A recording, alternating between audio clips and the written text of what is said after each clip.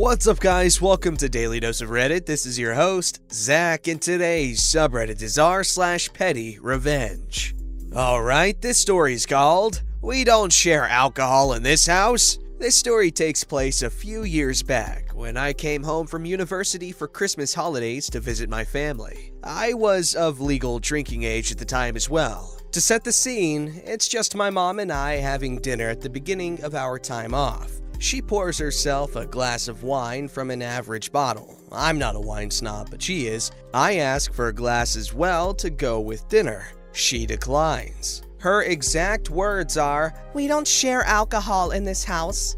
Okay, not a problem. I didn't know this rule, and as I'm not a heavy drinker, I didn't see the issue with just having a glass out of her bottle. So I go on off to the liquor store to grab myself a bottle to drink over the next few days, and lo and behold, I find her favorite bottle of wine. It's Burrowing Owls. The liquor store only has a case of it and limits the number of bottles you can buy. It's a rare find, and I lucked out. I buy the max, which is 2, and hid one while I bring the second inside. By now, it's evening, and after dinner, my mom is in the living room finishing her wine. I open the bottle and bring the bottle and a glass to the living room. My mom eyes up the bottle and asks for a glass. I look at her dead in the eyes and say, "Sorry, Mom, we don't share alcohol in this house." She offers me 2 of her bottles for mine. Says I won't know the difference, but I stand firm. We don't share alcohol in this house. So I force myself to finish the bottle in front of her while she sulks. Christmas morning, after my family has opened up all our gifts, I come out with the second bottle as a gift to my mom. She shared it with me that night. Hey, what a very nice, wholesome ending. I'm glad OP took the high road there. Makes for a great story.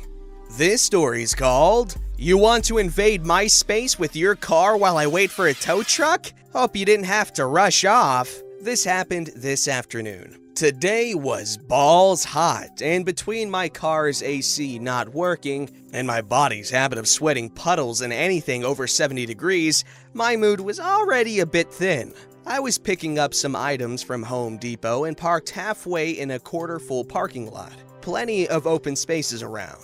I haven't gone to the store much in the past few months, so while I was trying to remember the PPE order of operations, I absent-mindedly let my keys slip from my lap to the cup holder. I'm all kitted up and go get my stuff from the lockers and head back to the car. I start patting my pockets and feel that little ball of fear rolling around the pit of my stomach. I started walking faster, and as I get to my car, I see my keys in the cup holder. I'm standing there, staring through the window while sweating buckets from a 3-minute walk. Annoyed, but I contact roadside and get a truck dispatched quickly. As I'm leaning against the front of my car, a van comes down the lane on the opposite row and pulls into the spot right in front of my car. As the driver starts pulling closer to my legs, I shout, "Hold it!" and put my hand out. She stops the van about 1.5 feet from me and looks pissy, like hitting me would have inconvenienced her plans for the day.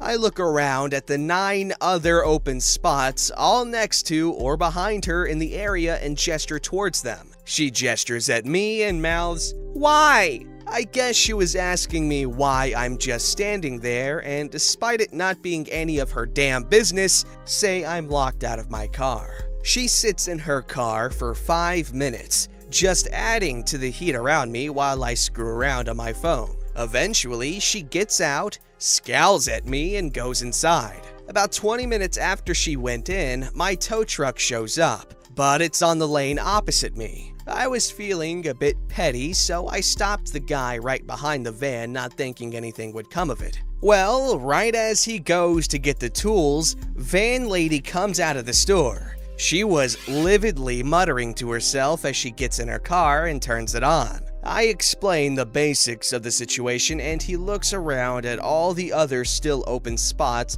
in sheer confusion when a crap-eating grin comes across his face. He starts opening the door, taking a few extra minutes to make sure he does it right, and then has me sit in his air-conditioned cab while he fills out an order form because his phone was acting up. The dude probably took an extra 10 minutes to do his job while Van Lady is stewing in her annoyance. I appreciated the solidarity and threw him a few bucks for his service. He then made sure I got to leave first before rolling out. Dear tow truck guy, you rock. Edit some quick answers. I lock my door by hitting the door lock button on the door upon exiting the car. I may start using the key to lock, but I hate that damn confirmation hawk the car gives. I didn't call a tow truck. I contacted my insurance, who contacted a tow company who had a driver dispatched with door opening tools. In parking lots, there are usually 2 sets of parking spaces separated by a line. I was parked away from every other car. She decided to park in the space right in front of my car, and she was driving towards my legs. Not sure how much clearer I can make that. Edit 2. To everyone who commented it's possible to turn off the locking horn, you have just changed my life. Thank you. Why would she park right next to him? That's like going into a near empty restroom and using the urinal right next to the one other person in there.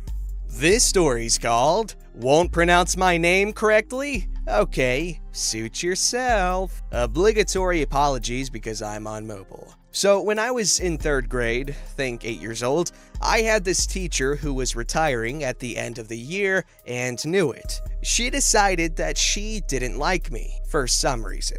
So I have a very popular white girl name. For sake of anonymity, I'm gonna use a fake name here. Let's say my name is Bailey, pronounced Bailey. Pretty straightforward, right? Well, this teacher always pronounced it Bali. It hurt, cause I was like 8 and wanted to be called my own name. When I asked her why she pronounced my name wrong, she said it was because of her accent. Okay, fair. However, I had a classmate named Kaylee. Somehow, that accent disappeared and she was able to pronounce her name perfectly fine. Once I heard her call Kaylee by her proper name, I went right up to her with my 8-year-old bravery and asked her why she wouldn't say my name right, but she would say hers right. She didn't answer me, like legitimately ignored me. Okay, my turn.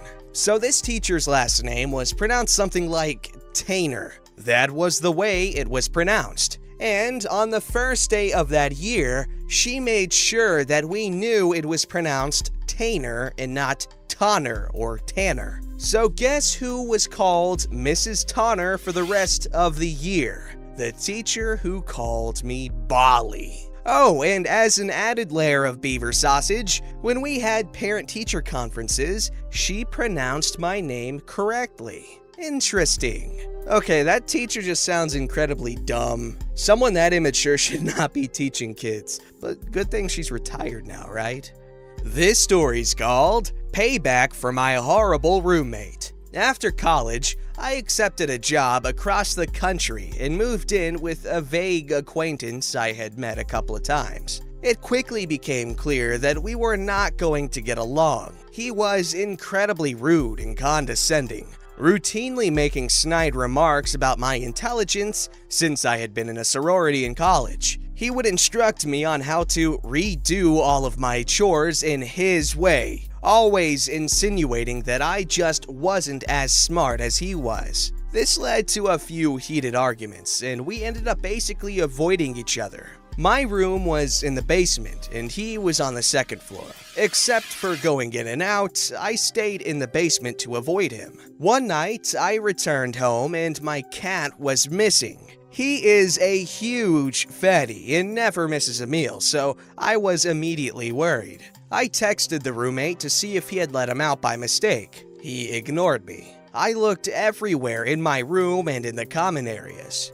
No cat. I could hear that he was home, so I texted again, asking if he could please check his room, or just let me know if the cat got out by mistake. Again, no response. I couldn't search the neighborhood much after dark since we were in a pretty rough area, so I stayed up all night making flyers and online posts. I called animal control and my parents and broadly had a massive mental breakdown. I figured the most likely scenario was that he had escaped and wandered into the road. Early the next morning, Saturday, I looked all over our neighborhood. Losing hope, I returned back home. Right before I went back down to my half of the house, I heard a faint, distressed yowl. I followed the noise upstairs and realized it was coming from my horrible roommate's locked bedroom. I phoned him repeatedly and waited several hours for him to come home, unlock his door, and let my poor cat out of his closet. No explanation was given, and this cat, being an OG fatty and also a jerk, there is no way he silently slept all night. Simply put, there was no way this could have been an accident. At this point, we had 1 month left on the lease, and I was able to make arrangements to stay with family for that final month. Interestingly enough, our internet service was in my name. I paid the final month in full and loaded my stuff into a U-Haul. I gleefully unplugged and returned our rented router, and OG Fatty Cat and I left town a month early. Wouldn't you know it? Later that night, my phone starts blowing up with texts and calls. This man is looking for his missing internet. Somehow, I couldn't be bothered to respond.